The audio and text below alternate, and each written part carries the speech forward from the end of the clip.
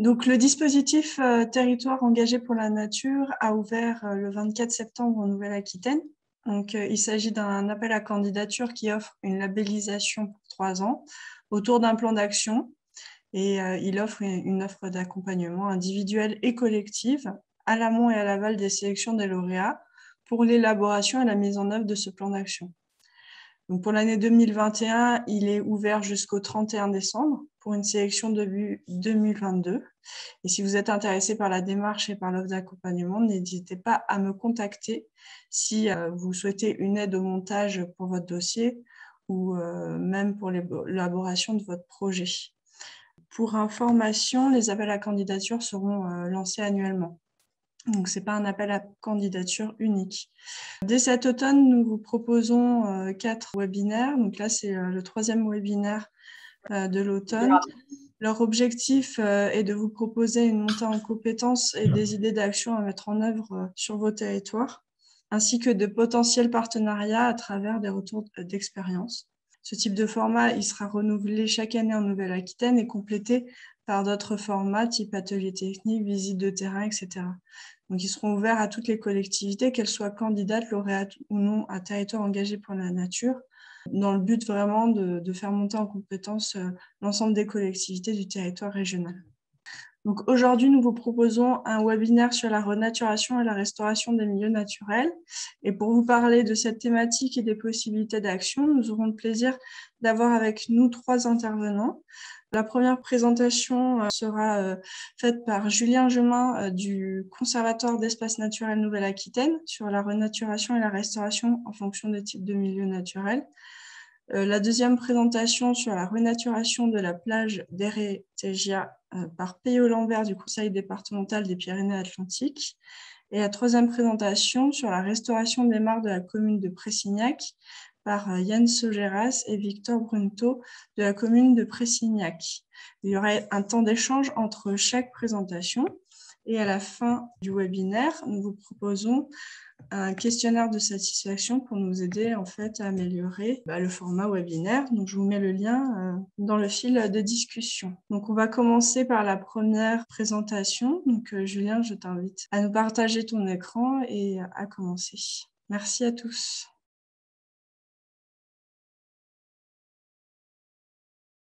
Donc, bonjour à tous. Donc là, je vais vous partager ma présentation. Donc, merci Laure pour cette introduction. Merci à toutes et tous d'être présents à ce webinaire. Donc, moi, je vais vous présenter un petit peu la structure dans laquelle je travaille. Donc, Laure m'a présenté. Donc, je suis Julien Gemin. Je suis chargé de mission au Conservatoire d'espaces naturels de Nouvelle-Aquitaine. Certains d'entre vous connaissent sans doute le conservatoire, puisque du coup, j'ai vu que parmi les personnes présentes, il y avait des structures qui étaient partenaires du conservatoire. Mais pour les nouvelles personnes, je vais faire une petite présentation rapide.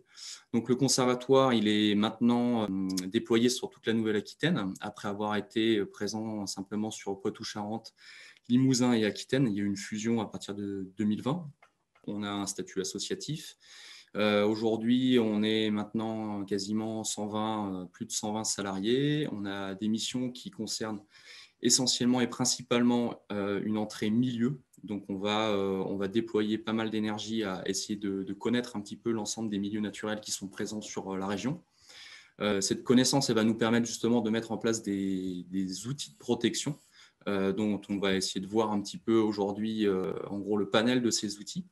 Des outils de protection, des milieux naturels, mais souvent ces milieux naturels, comme vous le verrez, ils sont dans un état de conservation qui est moyen.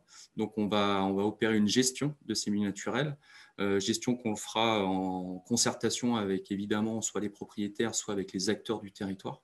On verra ça plus tard. Et ensuite, une valorisation, puisque vous verrez que gérer les milieux naturels, c'est intéressant, mais il est très important de derrière pouvoir les valoriser et de faire connaître les actions pour montrer l'utilité qu'il peut y avoir à protéger ces milieux naturels. Et ensuite, évidemment, on a un rôle d'animateur de territoire, puisque du coup, au travers de tous ces outils de gestion, évidemment, on rencontre les acteurs du territoire, que ce soit agriculteurs, forestiers, élus ou citoyens, pour justement faire un peu connaître nos actions et essayer de développer la conservation des milieux naturels. Je vous laisse prendre connaissance des chiffres, on ne va pas rentrer dans les détails. De toute façon, comme l'a dit Laure tout à l'heure, le diaporama sera disponible sur le site du TEN.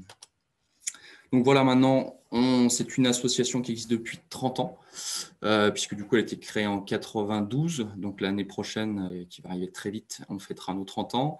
On est déployé sur toute la Nouvelle-Aquitaine, comme j'ai pu vous le dire, et on fait beaucoup de gestion de sites, avec, vous voyez, une certaine disparité selon les territoires, puisque ça dépendait aussi des politiques qui étaient menées dans les anciennes régions, avec plus ou moins de succès ou de déploiement de l'outil foncier. Donc, le conservatoire, c'est une association de protection de la nature, mais contrairement à d'autres associations de protection de la nature, dont on verra un petit peu le panel tout à l'heure, c'est une association qui utilise énormément l'outil foncier. C'est vraiment notre cœur de métier. Il existe différents types d'outils fonciers. Quand on parle de foncier, évidemment, il y a l'outil classique que vous connaissez toutes et tous, c'est la maîtrise foncière, qui consiste tout simplement à faire de l'achat de terrain. Donc, le conservatoire fait de l'acquisition de terrain sur l'ensemble de la Nouvelle-Aquitaine. Et il est notamment aidé par le Conseil régional de Nouvelle-Aquitaine et les agences de l'eau, et le Conseil régional de Nouvelle-Aquitaine via le dispositif qui s'appelle Néoterra. On y reviendra tout à l'heure avec tous ces noms, ne vous inquiétez pas. Quand on parle de maîtrise foncière, donc on parle d'acquisition, mais sur le foncier, on peut aussi utiliser d'autres outils, et notamment la maîtrise d'usage. La maîtrise d'usage, c'est quoi?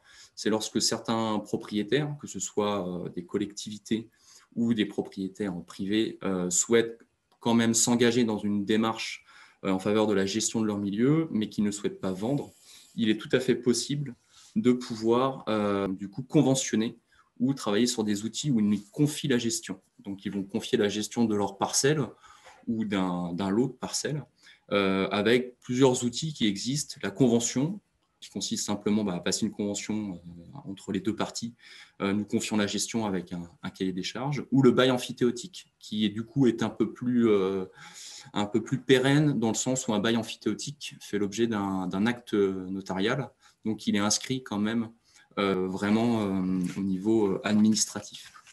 Voilà.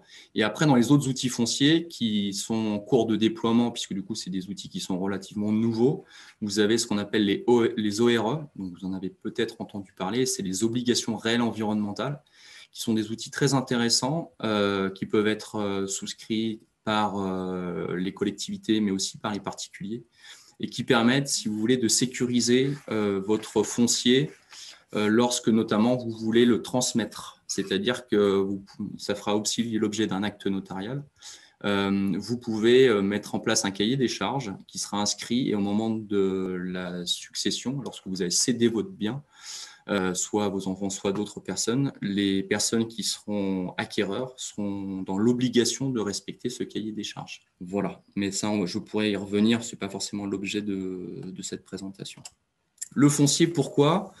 Puisque du coup, le foncier, c'est quand même une porte d'entrée justement pour préserver les milieux et pour pouvoir aussi les restaurer. Donc là, on est sur un atelier qui s'appelle Renaturation et restauration des milieux naturels. Donc là, je vais essayer de vous brosser un petit peu un état des lieux des différents milieux naturels qu'on peut retrouver en Nouvelle-Aquitaine. Évidemment, il y en a beaucoup d'autres, mais ça vous permet d'avoir une vision de ce qu'il est possible de faire, vous en tant que collectivité, mais également pour n'importe quel particulier qui souhaiterait éventuellement s'investir sur ces questions-là, environnementales et biodiversité, ou alors, évidemment, solliciter ses élus pour pouvoir s'engager dans cette démarche. Nous, notamment en Limousin, on est un conservatoire d'espaces naturels qui est relativement bien connu pour les problématiques de zones humides et de tourbières, puisque du coup, évidemment, on en a quand même pas mal sur les 3 départements. Et on a beaucoup engagé d'acquisition, de travaux de restauration sur ces milieux-là depuis maintenant 30 ans. Voilà, notamment sur le plateau des Mille Vaches que certains connaissent. La renaturation de ces milieux-là, la restauration, donc là, vous verrez sur chaque diapo relatif au milieu naturel, j'ai mis un petit encart à droite avec des chiffres. Je ne le commenterai pas, je vous laisse simplement en prendre connaissance. C'est simplement pour rappeler quand même si on en est là aujourd'hui, c'est aussi par rapport à un constat. Et ce constat, il est lié notamment à la régression de la plupart de ces milieux naturels, et ce, depuis maintenant quand même plus d'un siècle notamment, par rapport aux zones humides. Donc ce constat, vous le verrez, il y a un petit récapitulatif par milieu. Et ça s'inscrit en fait dans cette démarche-là. Ce constat nous a amené justement à travailler notamment sur le foncier et à la sécurisation de ces milieux-là. Encore une fois, sécurisation, ça peut faire peur. Souvent, on nous dit bah, vous allez mettre la nature sous cloche.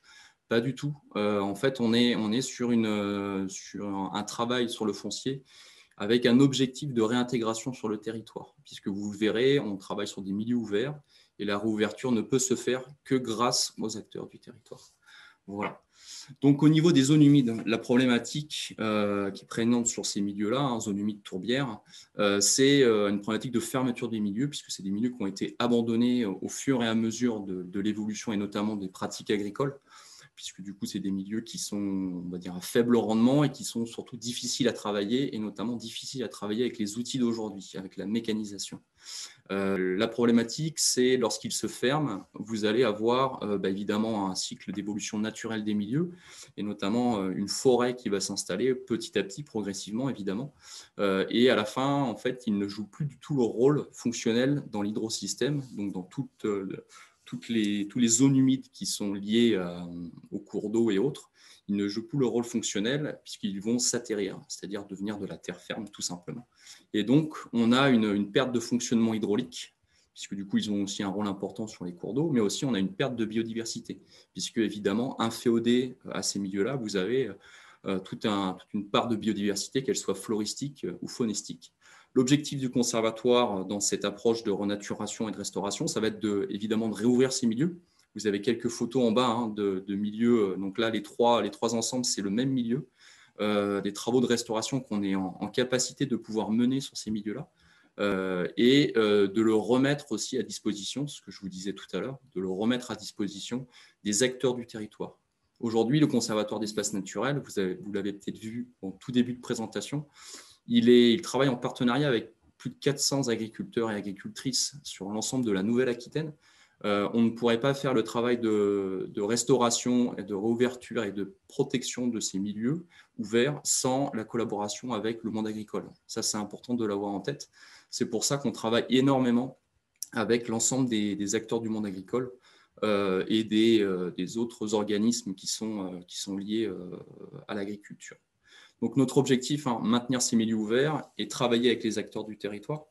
Et une fois qu'on a la maîtrise foncière, encore une fois, cette entrée maîtrise foncière, soit en acquisition, donc achat bien propre, soit en maîtrise d'usage, convention ou bail amphithéotique, on est en capacité de pouvoir mettre à disposition ces parcelles-là à des agriculteurs ou des agricultrices pour qu'elles puissent justement maintenir ces milieux ouverts.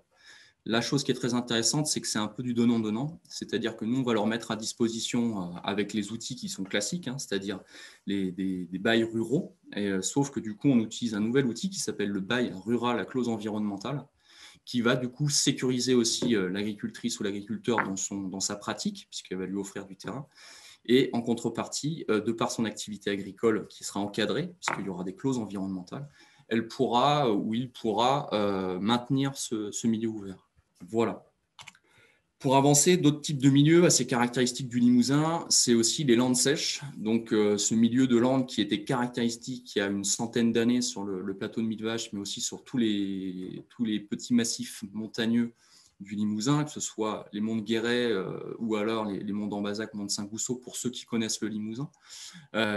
Du coup, c'était une terre qui était quasi exclusivement agricole et petit à petit qui s'est fermée compte tenu de l'évolution des pratiques agricoles. Donc le plateau de Millevaches, qui aujourd'hui est boisé à plus de 60%, du coup avec une forte proportion de résineux, était autrefois finalement un grand milieu landicole où on voyait justement les associations agro-pastorales qui faisaient pâturer les troupeaux sur ces petites montagnes.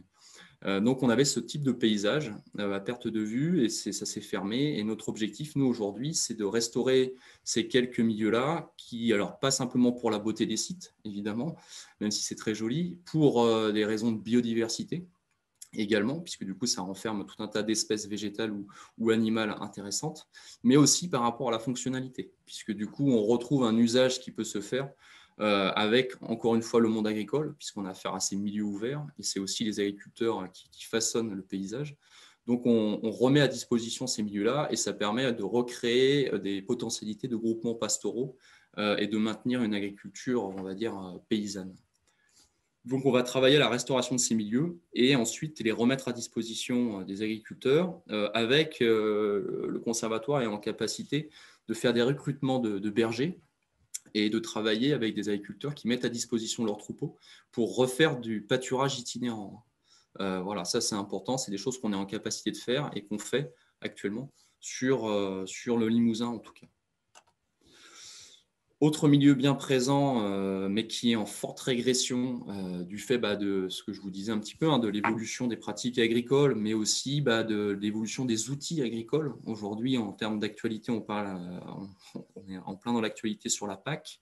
Évidemment, les aides agricoles qui sont attribuées aux agriculteurs vont aussi conditionner le paysage.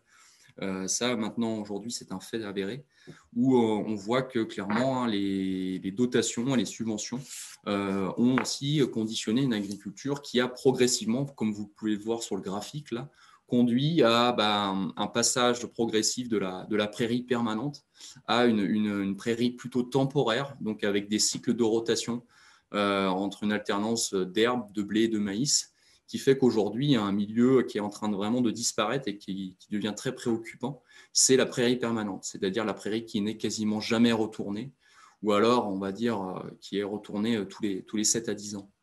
Et ça, ce milieu-là renferme une richesse faunistique et floristique remarquable qui est en train, évidemment, de disparaître, puisque les usages sur ces prairies-là sont aussi en train de tomber en désuétude. On retrouve ces mêmes problématiques sur lesquelles nous, on va travailler, conservatoire, c'est-à-dire maintenir ces milieux ouverts, souvent, même si ces milieux-là, finalement, ils sont moins sujets à la déprise, puisque c'est souvent des prairies, alors même si vous avez aussi des prairies qui peuvent être en déprise et qui sont abandonnées au fur et à mesure de leur problématique d'accessibilité, la problématique sur ces prairies-là va surtout être des changements de pratiques agricoles avec du retournement et la volonté de pouvoir passer justement d'une prairie permanente à de la culture de maïs, de blé ou d'autres céréales. Et donc, du coup, on va perdre en richesse floristique et aussi on va dire, au niveau de la richesse, au niveau du sol. Voilà. Donc, nous, on va travailler avec le monde agricole, encore une fois, à établir des cahiers des charges pour essayer d'avoir des pratiques vertueuses, notamment en termes d'intrants. Donc, c'est tout ce qui est, on va dire, engrais, mais aussi phyto, c'est un produit phytosanitaire, maintien des haies, on en parlera un tout petit peu tout à l'heure, pour essayer de préserver ces prairies et de retrouver un usage, soit un usage de fauche, typiquement, ou alors un usage de pâturage, ou éventuellement les deux, donc fauche et pâturage. Et évidemment, pour que ça puisse marcher, évidemment, il faut valoriser ces bonnes pratiques et inscrire l'agricultrice ou l'agriculteur dans ces démarches-là pour qu'ils puissent aussi avoir des aides et avoir une rémunération sur ces pratiques-là. Un autre milieu qui est préoccupant à l'heure actuelle, et là pour le coup, ça ne concerne pas que le Limousin, puisque du coup en Nouvelle-Aquitaine, on devient maintenant avec cette grande région la plus grande région productrice de bois, avec la forêt des Landes et le plateau de Mille Vaches. Évidemment, sur les forêts, je pense que vous le voyez un petit peu toutes et tous sur le territoire, on a quand même des pratiques qui deviennent un petit peu trop systémiques, j'ai envie de dire. C'est-à-dire qu'au niveau de la sylviculture, on a tendance à faire de la coupe rase systématique, quelle que soit la configuration, quel que soit le relief et les problématiques notamment liées à l'eau. Et ces pratiques sylvicoles ont évidemment un impact sur le sol, dans un premier temps, mais aussi un impact sur la ressource en eau, qu'on a tendance souvent à sous-estimer d'ailleurs. Donc ces forêts-là, c'est malheureusement, même si la forêt, ça c'est important de le dire, la forêt a augmenté en France ces derniers siècles. Du coup, il faut savoir de quelle forêt on parle. On parle souvent quand même d'une forêt de production et de cette forêt-là qui présente des peuplements qui sont souvent uniformisés, donc soit par rapport aux essences, où on n'a qu'une seule essence, donc monospécifique, soit au niveau de la structuration, c'est-à-dire un seul et même étage. Évidemment, elles ne sont pas forcément intéressantes pour la biodiversité. Donc l'objectif du conservatoire va être essayer de mettre un petit peu de biodiversité dans ces forêts, sachant que la problématique que vous allez avoir, vous, en tant que collectivité, c'est que la gestion des forêts, en tout cas sur ce qui est du domaine public, elle est souvent, voire quasi totalement, faite par l'ONF, l'Office national des forêts. Donc je dis quasi totalement, puisque ce n'est pas forcément toujours vrai, notamment sur les biens de section.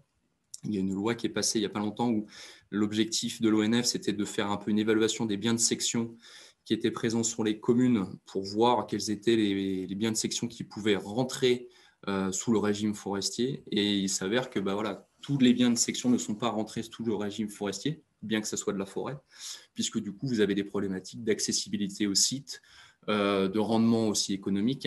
Toutes les forêts ne valent pas le coup, on va dire, d'être soumis au régime forestier et de faire l'objet d'une gestion par l'ONF. Donc le conservatoire n'a pas vocation à se substituer à l'ONF, n'a pas vocation à réaliser les missions de l'ONF, mais par contre peut accompagner les collectivités sur la gestion des forêts en concertation avec l'ONF pour justement essayer de tendre vers une gestion, on va dire, un petit peu plus durable des forêts. Un tout petit exemple concret, donc je vous en avais parlé tout à l'heure, la restauration des milieux naturels, elle est importante, mais elle doit toujours, à mon sens en tout cas, s'inscrire dans une dynamique de territoire. On ne restaure pas des milieux naturels pour se dire on restaure des milieux naturels et c'est sympa pour la biodiversité. Ça, pour moi, ça ne marche pas. Il est important de l'intégrer dans un projet de territoire, donc c'est-à-dire que ça doit faire l'objet de concertation, d'où notre rôle d'animateur en tant que conservatoire. Mais évidemment, si vous restaurez une lande derrière et que vous devez tous les 5 ans refaire intervenir des engins mécaniques ou des entreprises pour restaurer cette lande, finalement, vous n'y arriverez jamais. Et ça n'a pas de sens par rapport à nos problématiques actuelles au niveau énergétique ou développement durable. L'objectif, c'est vraiment de retrouver un usage de ces territoires-là, même si ça peut être un usage, on va dire, d'agrément par rapport à du tourisme. Ça, c'est très important aussi. C'est aussi la force de notre territoire, le tourisme. Il faut toujours que ce soit intégré. Donc, la restauration d'une lande, par exemple, qui a pu être faite sur la Selle du Noise en Creuse, elle s'accompagne derrière, évidemment, une fois que la lande elle est repartie, sur du pâturage qui est remis sur la lande, avec des agriculteurs locaux, une valorisation des produits du broyage, par exemple, qui a été faite de la lande, valorisée par les agriculteurs locaux, la réouverture d'un chemin communal avec l'autorisation de la commune qui a été inscrite dans les sentiers de randonnée. Donc voilà, c'est un tout et ça doit vraiment s'inscrire comme ça si on veut réussir à ce que ça prenne et que ça fasse des petits. C'est très compliqué pour certains au niveau de l'environnement puisqu'on a l'impression qu'on est noyé sous une couche de plusieurs intervenants, de plusieurs outils qui viennent se compléter. On a du mal à s'y retrouver. Pourtant, ce qui est assez simple à comprendre au niveau de l'entrée biodiversité, quand on parle d'écologie, c'est que c'est finalement un microcosme. Ça veut dire quoi? Ça veut dire qu'en fait, on se connaît quasiment tous, notamment sur nos territoires, et on connaît quasiment toutes les structures qui travaillent de près ou de loin sur la problématique de biodiversité, j'entends bien, puisque du coup, ça peut être très très large après en termes d'environnement, énergie, déchets et autres.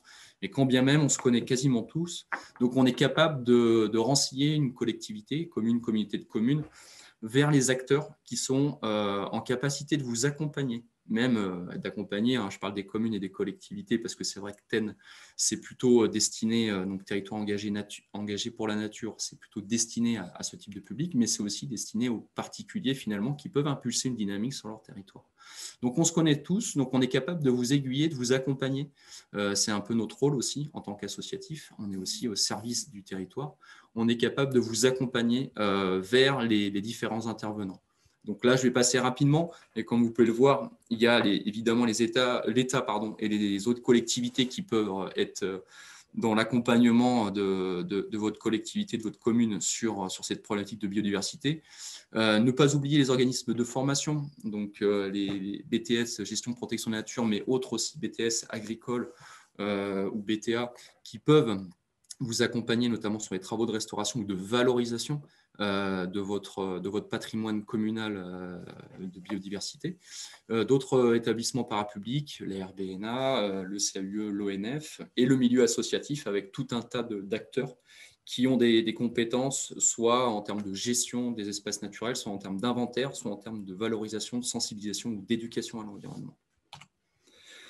Quels outils? C'est un peu la même chose que les acteurs, c'est que des outils, il y en a plein et il est très facile de s'y perdre. Encore une fois, l'objectif pour vous, ça ne va pas forcément être de connaître tous les outils, ça va être de connaître les personnes qui vont être capables de vous aiguiller sur les outils que vous pouvez déployer sur votre territoire. Si on prend l'objectif d'aujourd'hui, renaturation et restauration, les outils aujourd'hui dont on dispose, c'est l'outil foncier qui est quand même un outil très important, puisqu'il va nous permettre justement de pouvoir travailler concrètement sur les milieux. Si vous n'avez pas d'approche foncière, évidemment, vous ne pouvez pas imposer à une commune qui n'est pas volontaire ou à un propriétaire qui n'est pas volontaire de pouvoir restaurer son milieu, de le préserver. Donc l'approche foncière, elle est inévitable lorsque vous voulez travailler sur la renaturation ou la restauration. Là, j'enfonce une porte ouverte. Les outils, si vous prenez sur votre droite, vous avez l'outil Neoterra et CTMA. J'ai cité ces deux outils, mais il en existe forcément d'autres. Ils sont importants parce qu'aujourd'hui, dans la feuille de route Neoterra qui est déployée par la région Nouvelle-Aquitaine, le conservatoire, en tout cas, a la possibilité, grâce à une enveloppe financière, de faire l'acquisition de beaucoup de milieux naturels, et ce, sur les 12 départements de la Nouvelle-Aquitaine. Et ça, c'est la première fois que ça existe à la fois en Nouvelle-Aquitaine, mais aussi également en France. On est la seule région aujourd'hui à avoir un dynamisme aussi fort sur une volonté de conserver les milieux naturels pour éviter l'érosion finalement et l'artificialisation des territoires. Donc c'est une aubaine et il faut en profiter. Et en tant qu'élu, vous avez cette possibilité de solliciter le conservatoire pour essayer de travailler sur ça sur votre territoire.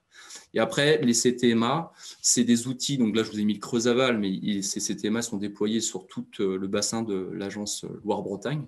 Sur Adour-Garonne, c'est d'autres outils, mais qui vont dans le même sens, c'est-à-dire que c'est la possibilité de travailler avec une entrée eau, donc milieu aquatique, et de faire de l'acquisition de milieux naturels. Après, l'objectif du conservatoire, mais aussi de tous les autres acteurs que j'ai pu citer précédemment, et notamment du milieu associatif, va être de vous conseiller et de vous accompagner sur les démarches, que ce soit des démarches d'atlas de la biodiversité communale, des territoires sans pesticides, donc zéro pesticide ou terre saine, ou territoires engagés pour la nature. Ça va être l'objectif de nos structures. Et voilà, et après, donc, au niveau renaturation et restauration, j'ai mis un petit peu en dessous à la volée un panel d'actions possibles.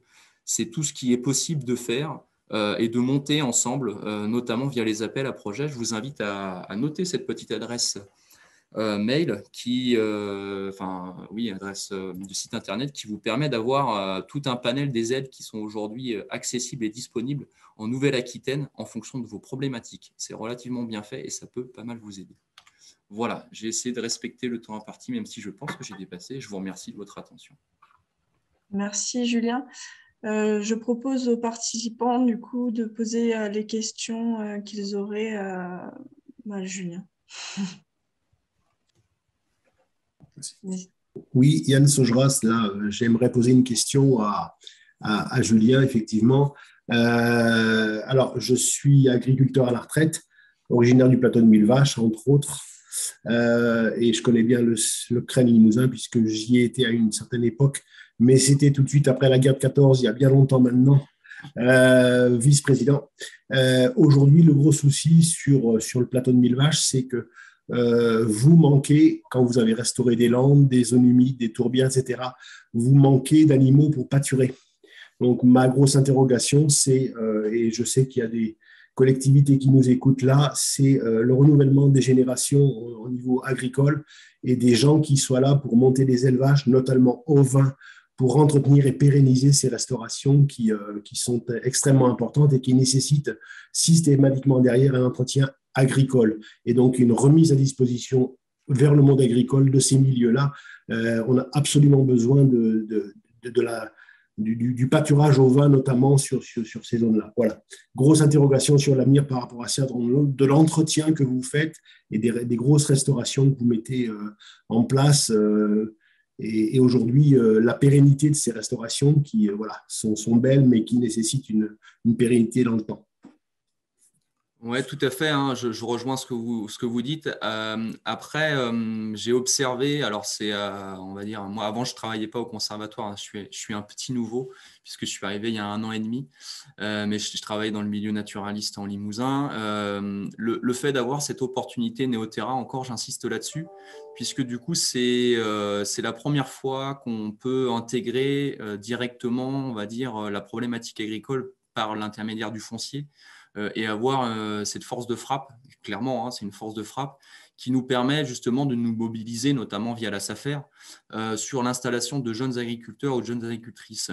Et c'est vrai que pour observer un petit peu comment se déroulent les comités techniques départementaux et qui attribuent finalement le foncier lorsque vous avez quelqu'un qui cède son activité, ou des personnes qui vendent tout simplement, on se rend compte que, évidemment, même les syndicats, des fois, qui sont un petit peu réticents aux actions du conservatoire, hein, puisqu'on ne va pas se mentir, on a quand même cette étiquette très, très, très verte. Du coup, c'est des fois un peu compliqué, mais même eux commencent à comprendre que finalement, c'est un atout et une aubaine pour ces jeunes agriculteurs, puisqu'on est en capacité d'acheter ce foncier et après de le remettre à disposition moyennant, on va dire, un bail modéré, puisque du coup, voilà, on est sur des tarifs vraiment, comme je vous disais, c'est du donnant-donnant. Donc, c'est pour eux une opportunité, notamment en termes d'investissement qu'ils peuvent projeter sur d'autres. Et en fait, finalement, il y a beaucoup d'agriculteurs et agricultrices qui sont très contents de cette intervention du conservatoire. Donc, ça peut être une sortie, même si on est bien d'accord que l'élevage aujourd'hui connaît aussi quelques problèmes, qu'il y a très peu de reprises suite à des départs à la retraite, hein, ça je m'en rends compte aussi. Mais il y a aussi des nouvelles agricultrices et des nouveaux agriculteurs qui arrivent. Et ça, ce foncier est aussi une aubaine. D'accord, merci. Merci pour votre intervention. Est-ce qu'il y a d'autres questions ? Donc, j'ai essayé de balayer très, très large. Vous avez vu, en 20 minutes, c'est compliqué de tenir le timing, surtout que je suis un peu bavard. Mais en tout cas, n'hésitez pas. Vous avez nos coordonnées, vous avez le diaporama en ligne. Si vous avez des questions, même là, si vous ne souhaitez pas forcément vous exprimer, vous aurez aussi nos coordonnées. N'hésitez pas à nous solliciter. On essaiera de vous répondre au mieux. Merci Julien. On va passer à la deuxième présentation sur la renaturation de la plage d'Eretegia par Peyo Lambert du Conseil départemental des Pyrénées-Atlantiques.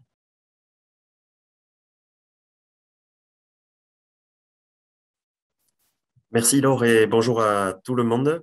Donc je travaille au sein du Conseil départemental des Pyrénées-Atlantiques et je suis technicien en charge de la gestion des espaces naturels sensibles qui, pour celles et ceux qui ne connaîtraient pas, est une compétence de quasiment tous les départements de France aujourd'hui, qui fait rappel à une loi qui a été votée en juillet 1985 et qui a donné comme compétence au département la gestion de plusieurs espaces naturels avec la création de 2 outils majeurs dont a très bien parlé mon prédécesseur, c'est-à-dire la création d'un outil foncier qui s'appelle la zone de préemption espace naturel sensible, qui permet de délimiter des secteurs naturels qui méritent d'être protégés et qui derrière peuvent être achetés par le Conseil général et maintenant le Conseil départemental,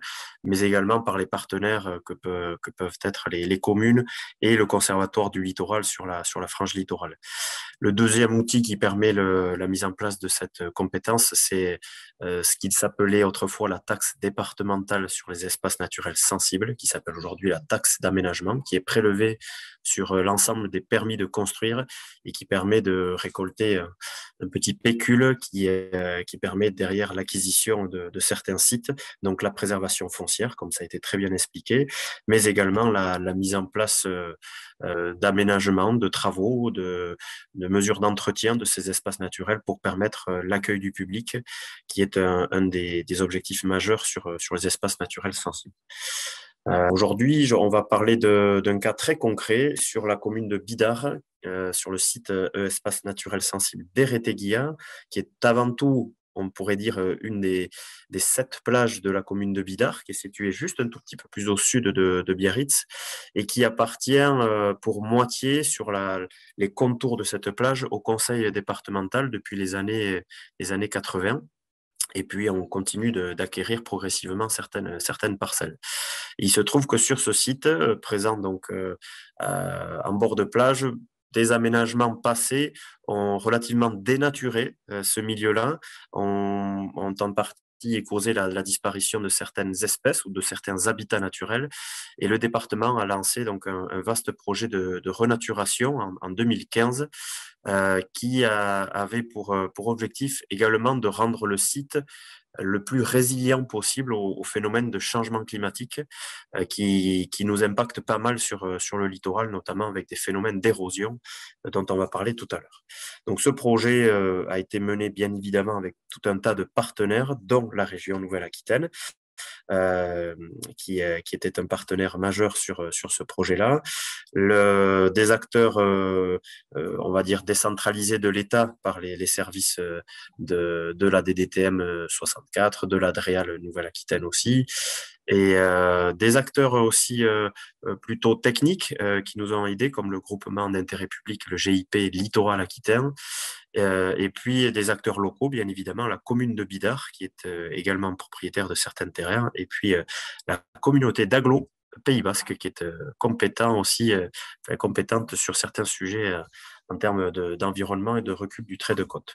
Donc, bien évidemment, on n'oublie pas non plus les partenaires financiers, comme l'Europe et la Nouvelle-Aquitaine, là, qui nous ont aidés à mener à bien ce projet. Et puis, un petit clin d'œil à notre architecte paysagiste Joseph Andoueza, avec qui nous avons mené ce projet-là.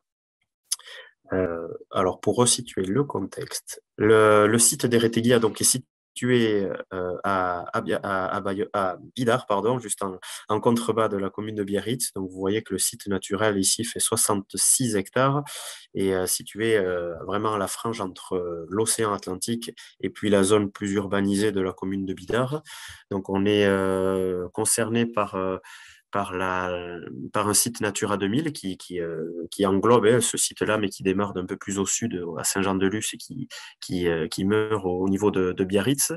Donc un site Natura 2000 plutôt concerné pour sa version habitat faune et flore. Donc on est sur une zone spéciale de conservation, également concerné par un site inscrit qui englobe une toute petite partie au sud du site, et puis également concerné par la réglementation liée à la loi littorale, et puis plus spécialement sur la commune, au classement de ce secteur en zone naturelle, espace remarquable au PLU.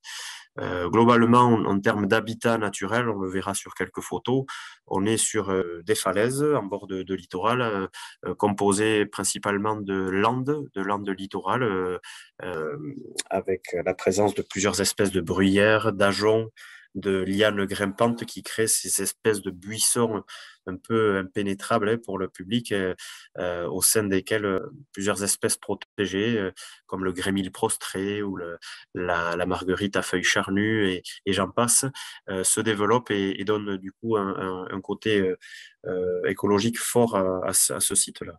Donc, je le rappelle, c'est un site aussi très touristique, notamment dû à la présence de la plage qui accueille aux alentours de 80 à 100 000 visiteurs, ne serait-ce qu'en saison estivale. On a réalisé une petite étude de fréquentation cet été.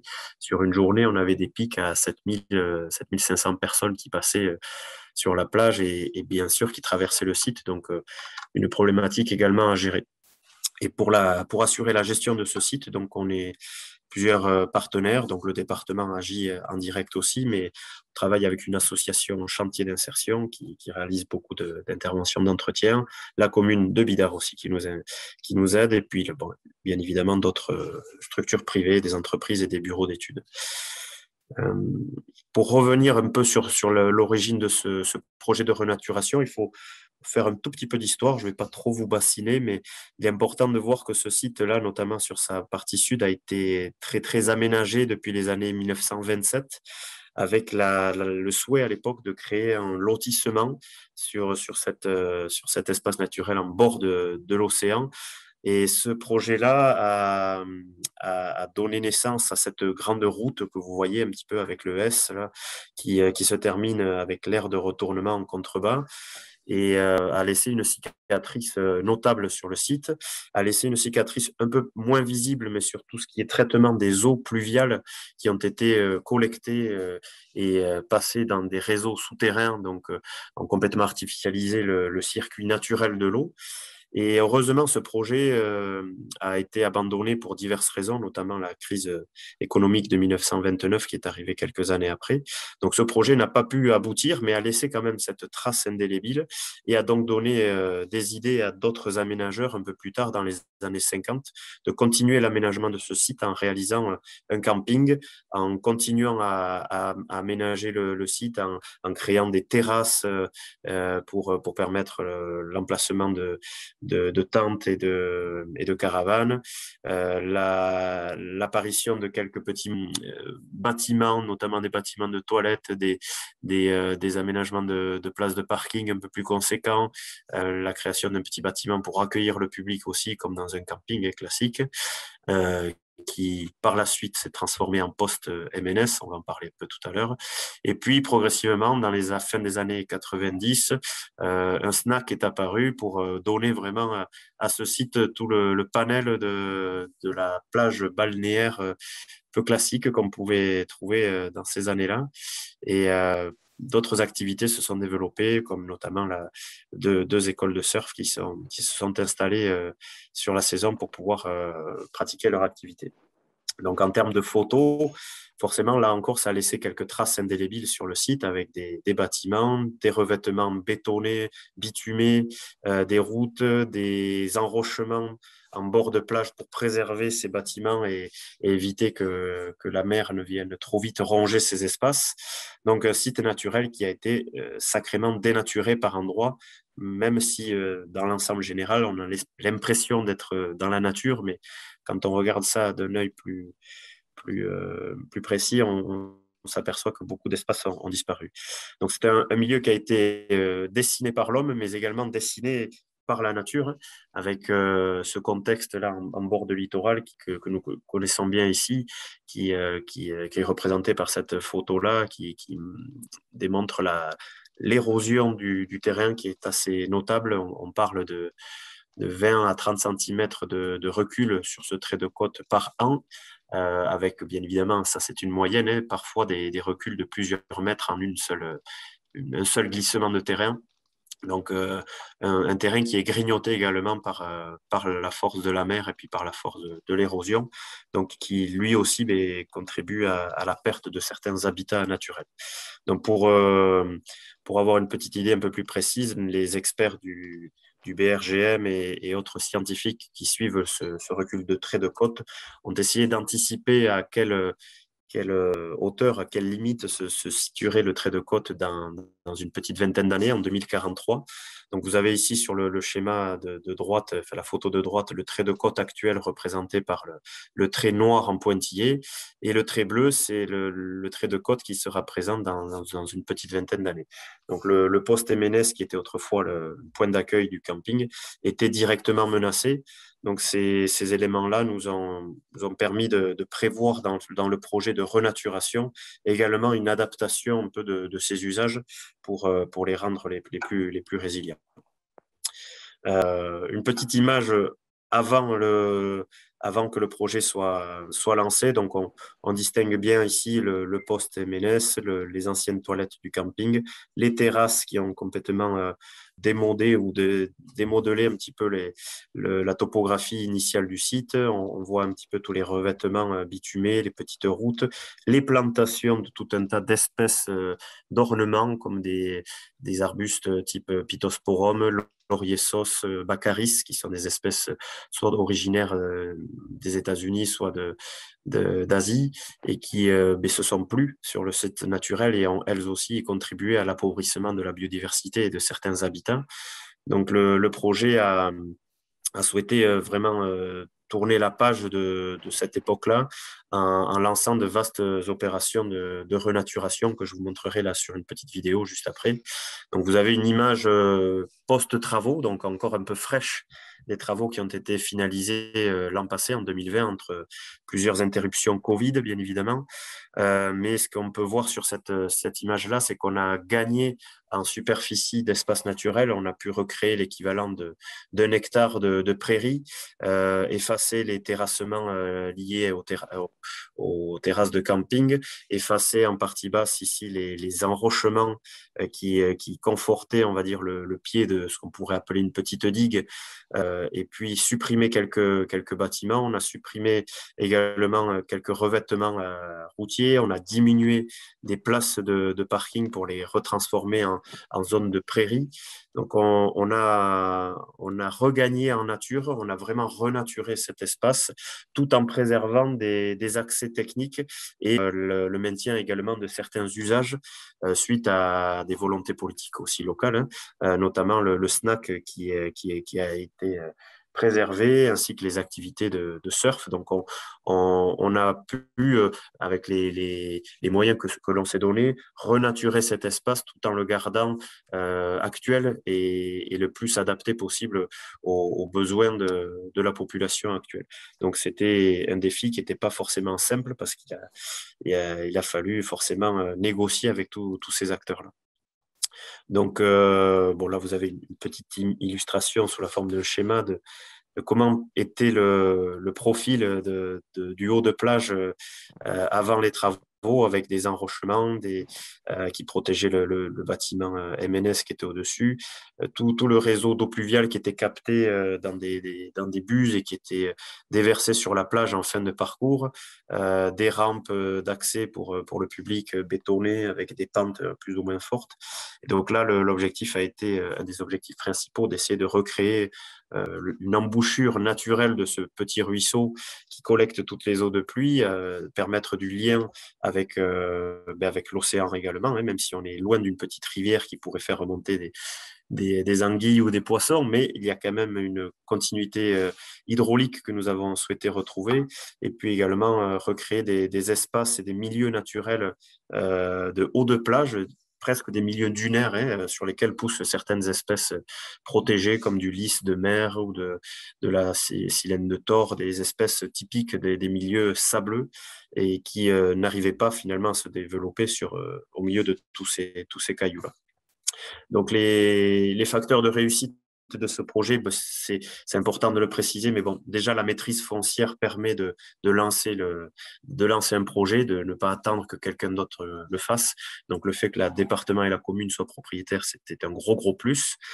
Un gros plus également, c'est l'implication des élus locaux et l'acceptation d'un projet qui vise à changer un petit peu les paysages, changer les habitudes et revenir en arrière, ce qui n'est pas forcément toujours accepté. Et donc, par des réunions de sensibilisation et puis une implication des élus locaux, une évolution aussi des élus et de leur mentalité, si on peut dire ça, sur cette nouvelle thématique, a permis vraiment de mettre à bien ce projet-là. Et puis une implication des services de l'État dès le début du projet. L'État avait envie de nous aider dans la mise en place de ce projet et nous ont épaulés sur toute la partie réglementaire qui n'a pas été une mince affaire aussi. Donc, le partenariat, je l'ai rappelé au début de la diapo. Effectivement, ce partenariat technique et administratif a vraiment permis de mener ce programme de manière complète et la plus variée en termes de compétences aussi. Le GIP Littoral nous a amené toute son expertise sur l'accueil du public dans les plages et notamment sur des sites balnéaires avec la préconisation d'équipements qui permettent de développer de nouvelles habitudes, notamment sur les déplacements, promouvoir l'utilisation du vélo, promouvoir l'utilisation de véhicules électriques aussi. Toutes ces sensibilisations-là nous ont permis de mettre en place sur le site des équipements qui sont un peu plus modernes et qui incitent vraiment le public à arpenter le site et fréquenter le site de manière plus respectueuse et essayer, pour parler clairement, de laisser un peu la voiture à la maison si c'est possible. Donc, ce partenariat a bien évidemment permis d'assurer un financement collectif du projet. Tout à l'heure, il y a un maître mot qui a été apporté, c'est la concertation, la consultation du public qui est nécessaire pour associer le public à cette nouveauté-là et on s'aperçoit que le public souhaite suivre vraiment ce genre d'initiative. Donc ça, c'est quelque chose de très important. Et puis communiquer, toujours communiquer, en partie pré-travaux, en partie travaux également, et surtout après travaux, en réalisant des animations et proposant des ateliers de sensibilisation sur ce projet de renaturation, mais pas que, en sensibilisant le public sur la faune, la flore, l'histoire de ce site.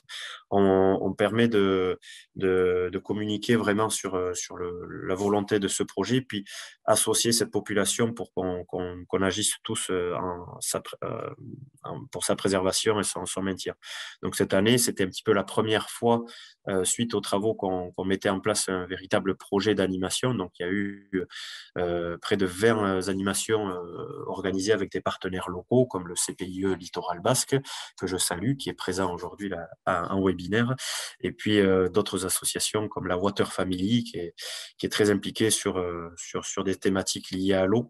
Donc, ça nous a permis vraiment de garder du lien avec ce public et de continuer à sensibiliser et à informer tout simplement les nouveaux arrivants et les primo-visiteurs qui venaient sur ce site et n'avaient pas forcément l'historique et qu'ils prennent bien en compte ce qu'a été ce projet.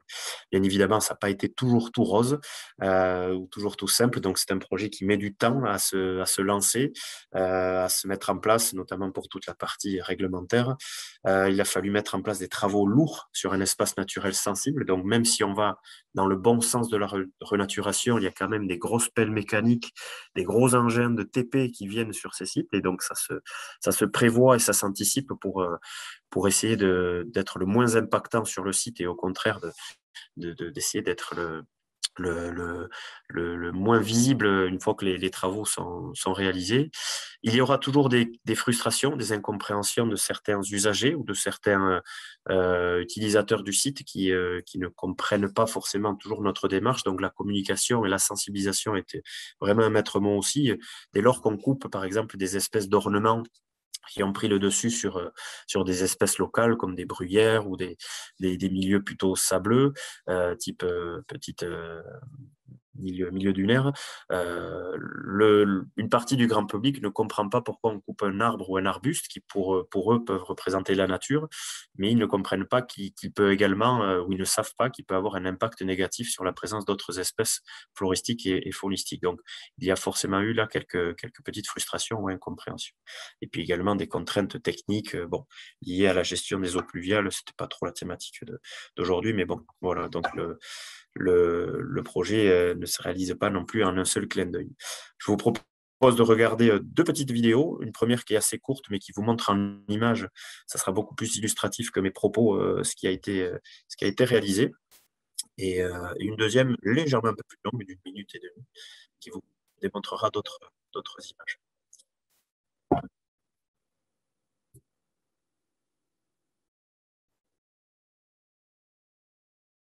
Donc là, un symbole fort, c'est l'enlèvement de la roche blanc, le repli d'un poste de ménesse sur l'ancien bâtiment qui servait de toilette.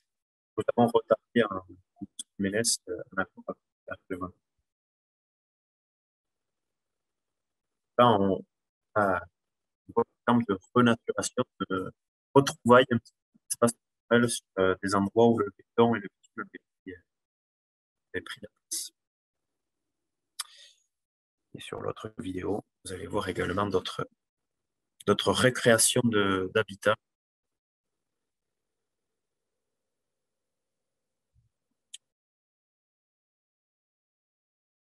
Des images fortes comme ici, hein, la diminution volontaire d'un parking en zone balnéaire, pas forcément toujours facile à faire.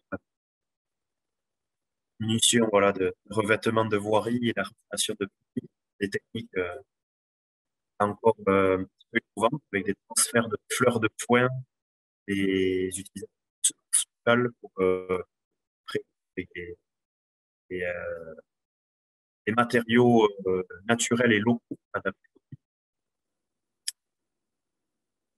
et qui ont permis voilà, de restaurer assez rapidement une prairie avec un cortège d'espèces assez variées et adaptées à ce site.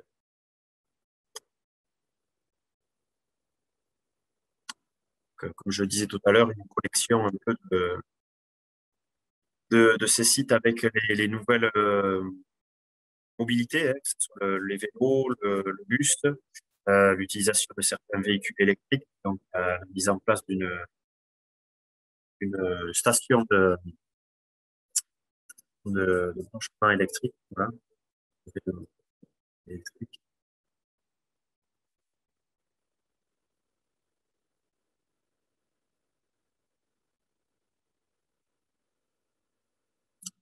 Aussi un choix un peu nouveau de supprimer toutes les poubelles qui étaient présentes sur ce site et qui donnaient un caractère euh, urbain à ce site. Donc, suppression des poubelles, création d'un point de tri au niveau du parking principal. Pour là également essayer d'inciter le public à ramener ses déchets, les trier également à la maison.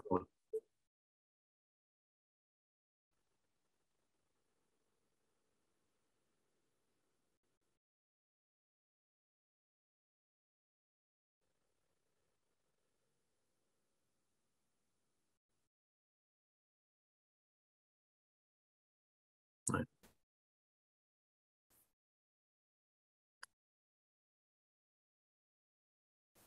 Voilà pour ces quelques images. Donc pour un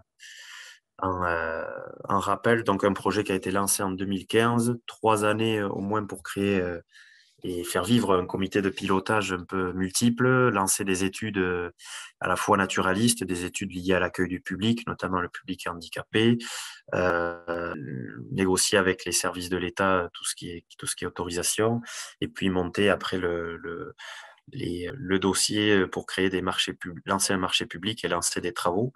Donc un budget qui oscille entre 1 million et 200 000 euros, avec une grosse part consacrée aux travaux, et puis donc les financements qui ont été partagés avec le FEDER, l'État, qui exceptionnellement a participé à ce projet financièrement, et bien évidemment la région Nouvelle-Aquitaine qui a été un acteur essentiel pour la mise en place de ce projet. Voilà pour ma partie. Donc, cette photo est un petit peu ancienne. C'est un peu plus vert maintenant, mais c'est vrai qu'on est content de voir que le site a regagné en nature, qu'on a permis de renaturer un espace. C'est des mots un petit peu nouveaux. Donc, on espère que ce projet donnera naissance à d'autres petits frères et sœurs sur notre département et ailleurs en Nouvelle-Aquitaine. Donc, je vous remercie. Merci. Est-ce que les participants auraient des questions à poser à Peyo Lambert? Moi, j'aurais... Moi, Oui. j'en avais une, Laure. Moi, c'était Ouais. sur le fait d'avoir concerté. Qu'est-ce que vous entendez par concertation? Est-ce que c'était vraiment arrivé avec un projet déjà défini? Vous avez déterminé avec tous les usagers du site ce qui allait être conservé, ce qui allait être détruit?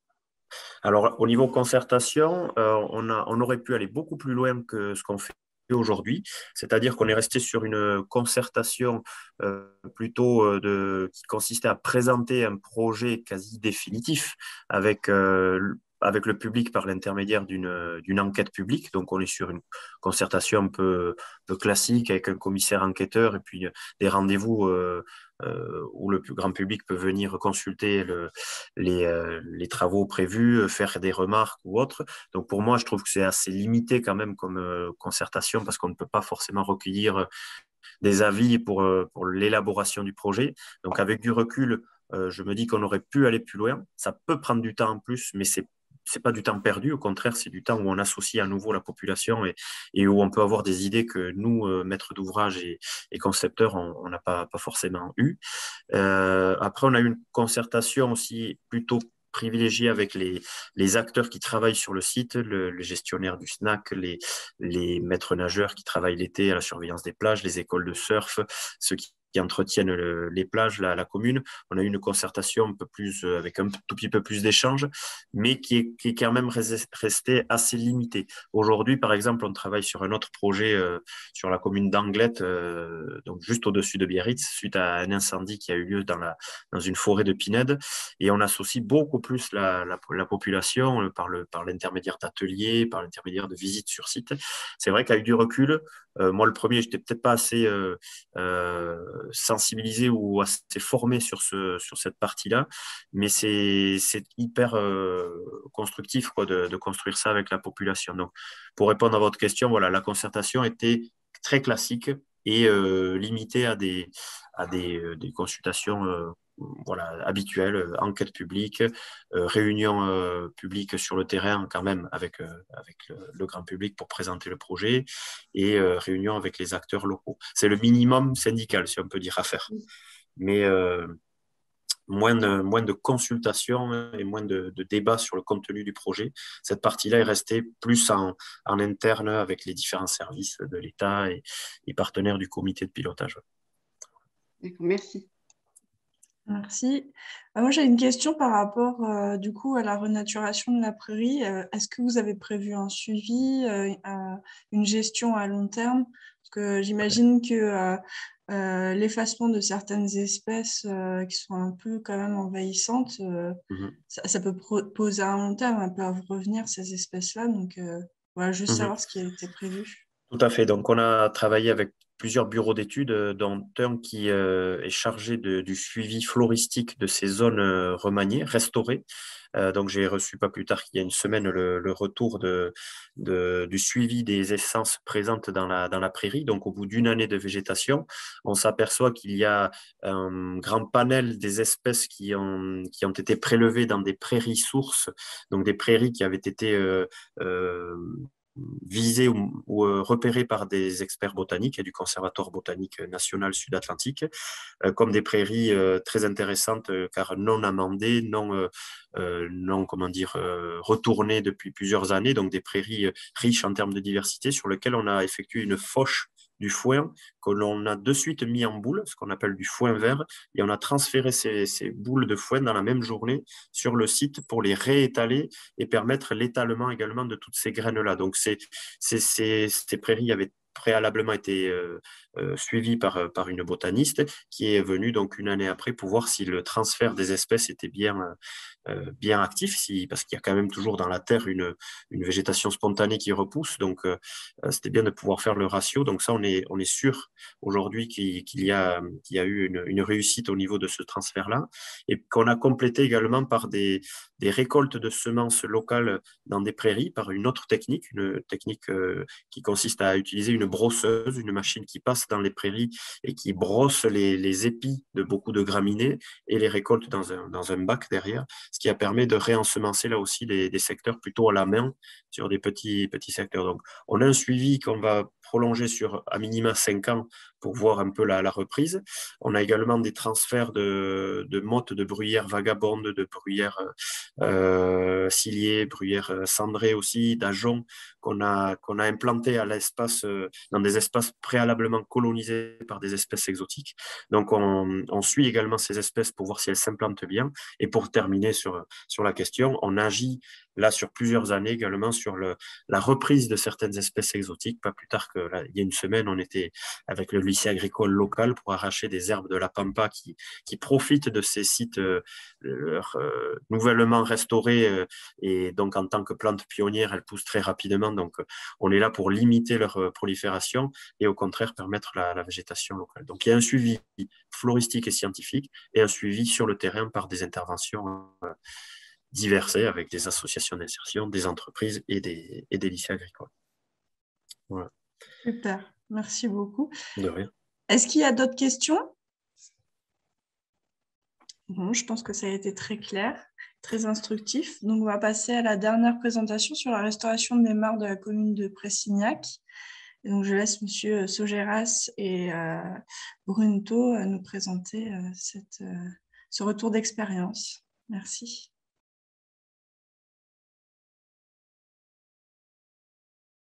Oui, bonjour à tous. Bonjour, du coup, on va vite fait rapidement se présenter. Du coup, moi, je suis Brunto Victor, je suis technicien au syndicat d'aménagement du bassin de la Vienne, principalement sur les thématiques agricoles et zones humides. Je parle du SABV rapidement, donc c'est un syndicat de rivière labellisé EPAGE qui travaille sur plus de 2100 km² de territoire et sur 101 communes. Ça représente à peu près 3300 km de cours d'eau. On travaille sur la Vienne et ses affluents directs et en particulier en Haute-Vienne avec quelques communes en Charente. Voilà pour le contexte. Et là, dans ce cadre-là, on a accompagné Monsieur Yann Saugeras, ici présent, sur une thématique assez particulière des zones humides et notamment celle des mares. Oui, bonjour à tous. Donc, Yann Saugeras, agriculteur à la retraite depuis quelques mois. Alors, commune de Pressignac, on vous l'a située, commune charentaise dans le Confolantais, bordure du département de la Haute-Vienne, commune très rurale, très agricole aussi, avec une forte connotation bocagère. Voilà. Voilà pour la présentation de la commune de Pressignac. Alors, le projet, le contexte de ce projet. Alors, on est les petits poussés en quelque sorte de ce webinaire. On était tout à l'heure à l'échelle de la région avec le Seine, puis du département avec le 64. Là, on tombe sur une échelle communale avec l'obligation faite en 2015 pour la commune de rentrer dans l'écriture de son PLUI qui a généré derrière tout de suite des questions d'ordre environnemental au niveau du conseil municipal, mise en place de la trame verte et bleue et donc un inventaire des mares communales et des landes, puisqu'on a aussi quelques landes relictuelles atlantiques sur la commune. Ça, c'était pour le démarrage, le tout démarrage de cette action mare sur la commune. Et la commune a souhaité ensuite, s'apercevant qu'il y en avait énormément sur la commune, étendre l'inventaire des mares, non plus sur seulement les mares communales, mais aussi les mares privées très, très nombreuses et présentes sur la commune qui est très, très humide. Voilà, donc pour nous, définition d'une mare, c'est un petit point d'eau d'une surface de 1 m² à 1000 m². Au-delà, on est sur des serves ou des étangs. Voilà, donc pour finir, par rapport à ce contexte, projet retenu dans le cadre de l'appel à projet biodiversité de l'Agence de l'eau, Loire-Bretagne, notre agence de l'eau de l'époque, donc le syndicat mixte Vienne-Gore, devenu SABV, nous a informé qu'il y avait un appel à projet de Loire-Bretagne sur la restauration de ce type de milieu. On s'y est donc engagé. Donc voilà, donc pour l'année 2016, inventaire au mois d'août des mares, à peu près 50% des mares du territoire qui sont inventoriées, qui sont nombreuses, vous le verrez tout à l'heure, et un démarrage à l'automne de restauration où on respecte la loi sur l'eau, on attaque qu'en période de non-reproduction, notamment des amphibiens. Donc, dépôt de dossier, restauration des mares communales suite à un appel à projet de l'Agence de l'eau Loire-Bretagne, information qui nous a été faite à l'époque par le syndicat mixte Vienne-Gore, notre syndicat de rivière. Donc, voilà. projet qui a été sollicité à hauteur de 15 000 € avec une subvention à hauteur de 80% de la somme, de la part de l'Agence de l'eau Loire-Bretagne, avec comme objectif de restaurer principalement les plus belles mares communales, et elles étaient assez nombreuses à l'époque. Voilà, donc travail de concertation mis en place immédiatement pour savoir de quoi on parlait, ce qu'on allait faire avec le CREN Poitou-Charentes, qui est maintenant passé Seine-Nouvelle-Aquitaine, et le syndicat mixte Vienne-Gor, qui est maintenant passé syndicat d'aménagement du bassin de la Vienne. Voilà, je fais juste un petit complément. Voilà, le syndicat mixte Vienne-Gor a fusionné avec le SABV en 2020. Donc, c'est pour ça qu'on est le SABV, syndicat d'aménagement du bassin de la Vienne. Mais à l'époque, voilà, c'était un syndicat, c'était le syndicat de la rivière mixte Vienne-Gor qui avait accompagné et géré le projet. Alors, on continue sur l'année 2017, puisqu'on est sur un projet qui a tout de même duré plus de 4 ans. Au mois d'août, deuxième tranche d'inventaire des mares privées, avec donc, par rapport à ça, une aide assez conséquente en termes de logistique de notre syndicat mixte Vienne-Gor. Et démarrage en automne-hiver, on va dire, mois de septembre, sur 2018, des restaurations de mares, 10 par entreprise, sur les plus belles mares qui nécessitaient mini-pelle et bûcheronnage. Et un démarrage de quelque chose qui va être important derrière ça, de la restauration de 15 mares par chantier participatif. Donc, les habitants de la commune qui se mettent au travail par rapport à ça, et un mouvement assez important qui va s'initier au niveau de la commune en total bénévolat. Alors, quand vous voyez sur la présentation 15+1, c'est que le +1, c'est une mare restaurée avec sa zone humide à côté.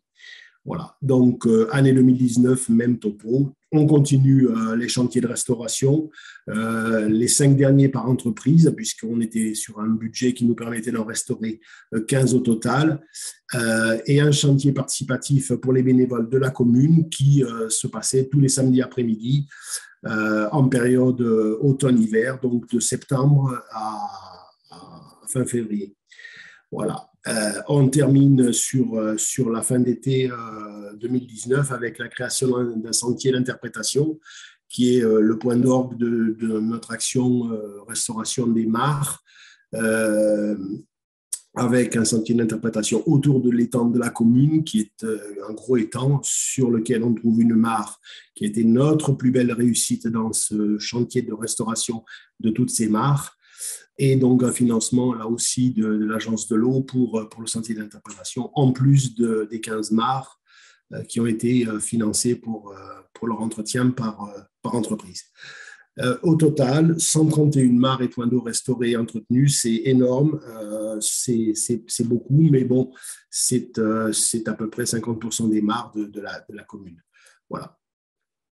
Alors, la méthodologie que nous avait proposée à l'époque le syndicat mixte Vienne-Gor, c'était pour inventorier les mares, à chaque fois la localiser sur une carte de la commune, carte maillée 1 km sur 1 km, nous permettant de pointer la position de la mare, avec après une fiche descriptive de l'état des lieux de chacune des mares, et derrière ça, une photo illustrant l'état de la mare, permettant de faire du avant-après, puisqu'il y a eu systématiquement du après. Il y a même eu du pendant au niveau des photos. On vous en fera voir quelques-unes après. Voilà. Donc, l'inventaire, ça a été 31 mares restaurées et inventoriées sur la commune de Pressignac. La totalité des mares communales. Donc, le syndicat mixte a fait un diagnostic très poussé, aidé par le technicien du Conservatoire d'espaces naturels. Et on a pu bénéficier à l'époque de la collaboration d'une stagiaire du syndicat mixte qui nous en a inventorié 70, uniquement en propriété privée. Et on a eu, suite à cet inventaire-là, l'envie de poursuivre et donc d'inventorier toutes les mares, absolument toutes les mares. On en a peut-être oublié quelques-unes, mais de la commune. Voilà. Les locaux, dont moi-même, avons participé à cet inventaire-là. Après, on a constitué un petit groupe de travail et on se retrouvait au mois d'août dans les 4 coins de la commune pour recenser toutes ces mares. On en a répertorié 262. On pense qu'on en a oublié quelques-unes et qu'on est sur une commune qui fait 28 km², à peu près à une densité de 10 mares au km², ce qui est assez conséquent. Alors, ces 15 mares subventionnées par l'Agence de l'eau ont été restaurées par une entreprise. Il a fallu suivre le chantier. Ça, c'était un travail conjoint pour moi, agriculteur qui suis plutôt homme de terrain, avec la technicienne du syndicat mixte Vienne-Gor. Et ensuite, on a cherché toutes les petites mains, toutes les bonnes volontés qui pouvaient faire du chantier participatif dans la commune. On est arrivé jusqu'à 56 bénévoles qui se sont manifestés pour être intéressés à cette restauration de mares.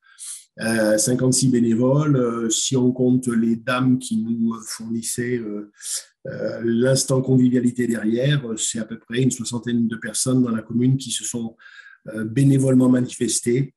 On les convoquait tous les jeudis pour des chantiers bénévoles les samedis après-midi et on partait sur là où les mares que j'avais déterminées à être restaurées ce jour-là, donc de septembre à février.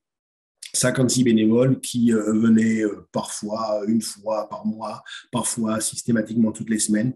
On se retrouvait avec parfois 4 personnes pour travailler, parfois 25. On faisait avec. Voilà. Le SEN et le syndicat mixte nous ont énormément accompagnés dans ce travail parce qu'on n'avait pas du tout de notion quant à la façon dont il fallait qu'on entreprenne le travail de restauration des mares.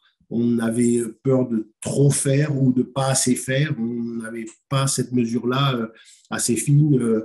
Aujourd'hui, on maîtrise bien le fait que la mare est un milieu extrêmement fragile et est un écosystème avec lequel il ne faut pas faire n'importe quoi. Et ça, on l'a appris dans le temps, mais grâce surtout au soutien des gens du syndicat mixte et du CREN qui nous ont appris à y aller par étapes, progressivement et en douceur. Voilà. Certains bénévoles de la commune sont des naturalistes passionnés et nous ont fait de très beaux inventaires en termes d'odonates et d'amphibiens, aidés en ça par Champ Nature, notre structure départementale. Au final, voilà, 130 mares restaurées, 50% à peu près du potentiel de la commune, 31 mares communales, toutes les mares communales, 99 en propriété privée, exclusivement faites en chantier participatif. Voilà. Donc voilà une photo emblématique d'une mare avant-après. Alors là, il s'agit d'une mare bâtie en pierre d'impactite puisque nous nous trouvons à Bressignac dans le périmètre du cratère de l'impact de l'astroblème de Rochoir. Vous voyez la mare dans son état avant. Elle est au milieu d'une zone humide qui a été restaurée par ailleurs derrière. Et tout son pourtour est entièrement bâti en pierre d'impactite. Je précise que cette mare-là, que vous voyez très bleutée là, juste après restauration, a été construite en 1946 pour laver les topinambours par des prisonniers allemands de la Wehrmacht suite à la fin de la guerre. Petite histoire locale. Une autre mare bâtie en impactite sur une zone humide qui est en train d'acheter le Seine. Vous voyez l'état des lieux avant, avec un embroussaillement et une disparition quasi totale de la mare. Et quelques-uns des bénévoles pris en photo en train de travailler. Restauration qui a permis de faire une maîtrise foncière qui est en cours en ce moment avec la SAFER par rapport à notre conservatoire d'espaces naturels. Alors là, la petite mare que vous avez vue au tout début, là, qui a été restaurée, se trouve être dans une zone humide abandonnée depuis très longtemps, depuis probablement 2 siècles. Donc restauration, arrachage de saules, laissant le libre cours au petit ruisseau qui l'alimente de retrouver de lui-même son cours et puis la façon de serpenter. Derrière le passage de la mini-pelle, on était sur un terrain absolument vierge, que de la terre, que de la vase. La renaturation toute seule s'est faite de par toutes ces graines qui étaient présentes dans cette zone humide. On a une méga fourbier aujourd'hui absolument phénoménale qui est superbe, les plantes vous arrivent à hauteur de la tête à certains endroits. C'est un milieu qui s'est très, très bien renaturé de manière autonome. Alors, des chantiers qui ont apporté beaucoup de choses. On est plutôt dans notre logique à nous sur des restaurations d'écosystèmes. On n'est pas dans des inventaires, enfin, même si on a constaté derrière ça qu'il y avait des inventaires à faire pour voir l'effet produit, mais notre souci, notre leitmotiv, ça a été de restaurer les écosystèmes pour les remettre à disposition de Dame Nature. C'était aussi mon leitmotiv à moi-même en tant qu'agriculteur, de compenser mes activités agricoles par des actions sur des milieux emblématiques de nos secteurs, à savoir dans le cadre de la trame verte et bleue, les mares pour la trame bleue, les landes sur lesquelles je ne m'étendrai pas, qui ont été restaurées aussi, mais qui ont permis de voir une augmentation de la biodiversité absolument phénoménale. On ne s'attendait pas à ça et on ne s'attendait pas à ça aussi rapidement, puisqu'on est passé en 4 ans de 22 espèces d'odonates à 46. Voilà, avec tous les amphibiens qu'on est censé trouver dans le secteur de Charente-Limousin. Mais contre toute attente, on nous annonçait la disparition du sonneur à ventre jaune et de l'alite accoucheur, du crapaud. On a retrouvé quelques stations et qui aujourd'hui se portent bien et beaucoup mieux grâce à ce qu'on a pu faire. Observation de traces de loutre aussi, et puis l'avifaune qui se sert de nos mares au jour d'aujourd'hui, et notamment pendant les périodes migratoires où on voit beaucoup de monde se présenter. Et puis, je terminerai par l'aspect paysager et culturel. Je parle de paysage parce que je suis un paysan, et paysan, c'est la même étymologie que pays et paysage. On en a beaucoup de ces mares qui sont des lavoirs et des cressonnières, lavoir topinambour, lavoir pour le linge, des cressonnières aussi pour produire le cresson dans le temps. Et puis, on parlera aussi de préservation du petit patrimoine historique, puisque beaucoup de ces mares sont bâties avec cette fameuse pierre emblématique du secteur, qui est l'impactite, liée à la chute d'une météorite il y a 200 millions d'années. Et on est sur une roche très particulière sur notre territoire. Voilà, donc il y a un suivi qui est assez régulier de nos fondu de biodiversité qui regarde ce qui se passe au niveau des odonates notamment, où on espère monter à environ une 50aine d'espèces recensées sur la commune, ce qui est énorme. On est censé en trouver à peu près 55 et on est déjà sur un nombre extrêmement conséquent. Au niveau des odonates, dont on a à peu près 10 espèces qui sont sur liste rouge Poitou-Charentes et plusieurs espèces qui sont sur liste rouge nationale. Voilà pour la valorisation écologique, et puis la valorisation derrière, tout court, on veut parler d'écotourisme dans notre commune. Voilà, alors à côté du projet, quelque chose qui nous a énormément plu, c'est ce que j'ai appelé moi cet écosystème humain qui s'est créé autour de ce projet MAR, où on a eu énormément de plaisir à se retrouver pendant 4 ans, presque et demi, avec tous les bénévoles. Et puis ce vide qu'on a ressenti quand ça a été fini, qui a fait qu'on a eu envie de faire d'autres choses derrière. Et ça a enclenché au niveau de la commune pas mal de dynamiques. Bon, je ne vous les évoquerai pas, mais les bénévoles des mares de Pressignac sont aujourd'hui majoritairement des conseillers municipaux de notre commune. Et avec derrière ça une initiation de nouveaux projets. On travaille actuellement avec le CETEF pour les haies. On est, pour certains d'entre nous, élus de la commune, impliqués dans les syndicats de rivière, le SMACA pour le bassin Adour-Garonne, et puis le SABV pour le bassin Loire-Bretagne. Alors, on a essayé, même si on n'est pas des champions de la communication, on a essayé de faire un peu parler de nous, et avec peut-être derrière aussi la petite idée de voir d'autres en faire autant dans le secteur. Donc, on a participé à plein de choses dans le cadre des fêtes des mares, de fréquences grenouilles. On s'est servi de la presse locale pour ça. On a eu aussi des reportages qui ont été faits sur nous, par l'Agence de l'eau Loire-Bretagne qui est venue nous rendre visite et a fait un petit reportage sympa sur notre action de restauration des mares.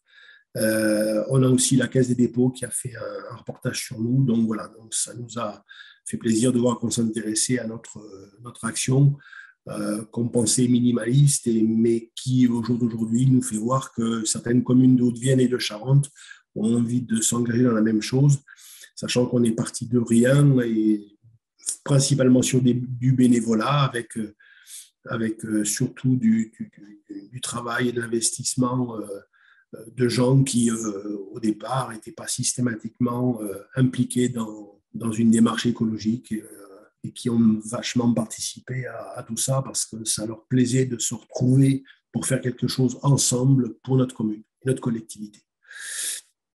Alors voilà, on a terminé toute cette action-là par un sentier d'interprétation, lui aussi financé par l'Agence de l'eau, qui nous met en valeur tout le patrimoine écologique autour d'un étang qui est propriété de la commune.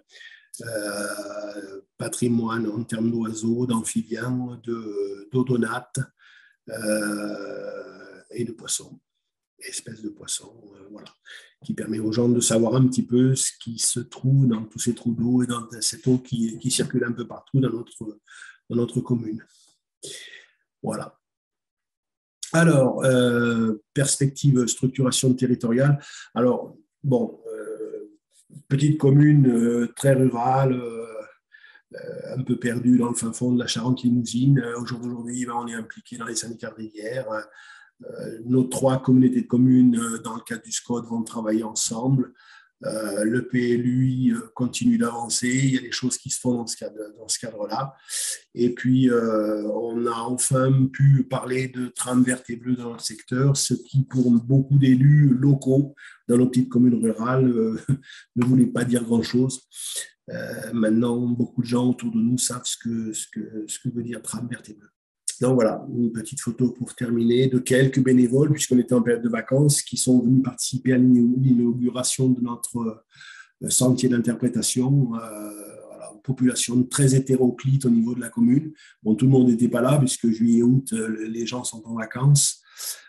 Des écolos, des pas écolos du tout, des manuels, des pas manuels du tout, des artisans, des commerçants, des ouvriers, des salariés, des jeunes, des vieux, des très vieux, et même des dames gâteaux qui nous offraient un instant de convivialité à chaque fin de chantier où on rentrait crotté et plein de vases et où on était enchantés de se retrouver ensemble pour déguster ce qu'elles nous avaient préparé. Ça, c'était un instant convivialité qu'on a beaucoup apprécié. Les clafoutis à la recette limousine, je peux vous dire que c'est quelque chose. Et le vin chaud à l'approche de Noël, c'était très réconfortant. Tout ça nous manque beaucoup au jour d'aujourd'hui et nous donne envie de faire plein d'autres choses derrière tout ça. Et on était parti de vraiment quasiment rien du tout. Voilà la petite histoire des mares de Pressignac. J'espère que j'en ai parlé de la façon la plus claire possible. Je ne suis pas très habitué en termes de communication à parler de ça. Et en tant que paysan, je suis plutôt taciturne. Donc, j'ai fait un petit effort aujourd'hui pour m'exprimer avec vous grâce à mon voisin Victor qui m'a bien aidé par rapport à ça parce que j'avoue être un petit peu plus à même de tenir comme il faut une tronçonneuse qu'un écran d'ordinateur et un clavier. Voilà. Mais ça, c'était ma confession du jour. Voilà, si vous avez des questions, à vous Cognac G. Merci beaucoup pour cette présentation et ce beau retour d'expérience. Alors, je vais laisser les participants poser des questions s'ils en ont. J'ai vu que… dans le fil de discussion, oui. Oui, il y a une question posée par Nathalie Nicolas. Oui, bonjour. Je travaille au Parc naturel régional des Landes de Gascogne. En tout cas, je vous félicite pour ce travail qui a mobilisé votre village. Je trouve ça vraiment à souligner. C'est rare de voir cette implication. Et je me demandais comment vous avez fait pour formaliser vos interventions sur les marques privées. Voilà, comment vous avez contacté les gens et après, est-ce que vous avez formalisé quelque chose avec les propriétaires? Alors, les gens, c'était le bouche à oreille, c'était Paul qui connaissait Jacques, qui connaissait René. Et voilà, c'était les copains, la famille, les gens du conseil municipal. Au niveau des privés, moi qui étais homme de terrain et qui donc je suis agriculteur depuis très longtemps sur le secteur, je connaissais un peu tout le monde. C'est facilitant dans une petite commune rurale où tout le monde se connaît, parfois un peu trop d'ailleurs, mais enfin bon, c'est comme ça, c'est la ruralité. Au niveau des propriétaires privés, on a simplement demandé si les gens souhaitaient qu'on leur restaure leur mare. Alors pour certains, ça a été un refus catégorique, pour d'autres, ça a été mais pourquoi faire? On n'a plus d'usage de ça, puisque c'était des mares qui servaient à l'usage agricole ou ménager à une certaine époque. Mais quand les premières mares ont été restaurées, il y a eu un effet domino assez important qui s'est produit, où les gens ont dit mais c'est sympa ce que vous faites, ça ressemble à quelque chose et vous pourriez bien venir chez moi aussi, il y en a quelques-unes à faire. Et puis voilà, c'est l'effet domino qui a été majeur dans cette affaire-là. Alors, formaliser avec les propriétaires, on n'a pas voulu formaliser très administrativement les choses avec les privés. Le sentiment qu'on avait, c'est que les gens pouvaient éventuellement se sentir après piégés quant à l'entretien futur de ces mares-là et n'acceptaient pas systématiquement des contraintes administratives derrière. Donc, on a souhaité le faire de manière très conviviale et sans formulation autre que la parole donnée. Une partie des gens entretiennent par eux-mêmes les mares, mais pour d'autres, on est obligé d'y aller parce que bon, les gens sont âgés pour certains et on privilégie l'entretien des mares où on a recensé des odonates qui ont une valeur patrimoniale intéressante puisqu'ils sont sur liste rouge. Alors, puisque vous me posez la question, vous qui êtes des Landes de Gascogne, il faut que vous sachiez que chez vous et chez nous à Pressignac a été tourné un film sur les odonates. Ça s'appelle L'appel des libellules, qui a été tourné chez vous dans les Landes de Gascogne et où beaucoup de scènes uniquement sur les libellules ont été tournées chez nous à Pressignac. Et donc, on a un film en commun, vous et nous, sur les odonates qui ont été film qui a été commandé par le 64, si je ne m'abuse, et donc par votre animateur Plan National Odonate, dont le nom m'échappe à l'instant. Voilà. Merci pour le retour. Est-ce qu'il y a d'autres questions à poser? Peut-être par rapport au cheminement du projet, quand on est passé de 2015 à 2019, c'est plutôt clair. Il y a un point d'ordre, c'était vraiment le respect aussi dans ces chantiers participatifs, c'était de respecter les périodes aussi des espèces, c'est-à-dire que vraiment tout chantier participatif c'est fait en hiver, enfin automne-hiver, pour éviter justement de déranger au plus la faune locale. Du coup, c'était important d'avoir cette répartition des périodes, et également il y a eu un soutien du personnel de la DDT, notamment en termes réglementaires dans les actions sur ces chantiers-là, qui accompagnait donc une personne aussi qui s'est investie à la fois bénévolement et par ses connaissances et par son statut au sein de la DDT, mais qui ne le portait pas au moment des chantiers. Et c'est juste par ses connaissances qu'il a apporté son soutien. Voilà, bénévolement. Merci pour ces précisions. Du coup, je vous propose de conclure ce webinaire. Donc, merci à tous les intervenants d'avoir participé aujourd'hui et de nous avoir fait part en fait de leurs connaissances et de leur retour d'expérience. On a remis le questionnaire de satisfaction dans le lien de discussion pour nous aider aussi à nous améliorer. Pour vous rappeler aussi que la vidéo, le webinaire sera diffusé en replay sur le site de la RBNA. Donc, je vais vous mettre le lien dans le fil de discussion. Il y aura aussi la présentation des intervenants. Et puis, n'hésitez pas en fait à me contacter si vous avez des questions par rapport déjà à la thématique. Je pourrais vous mettre en lien avec les personnes qui ont intervenu aujourd'hui, ou alors tout simplement sur des questions par rapport à territoire engagé pour la nature.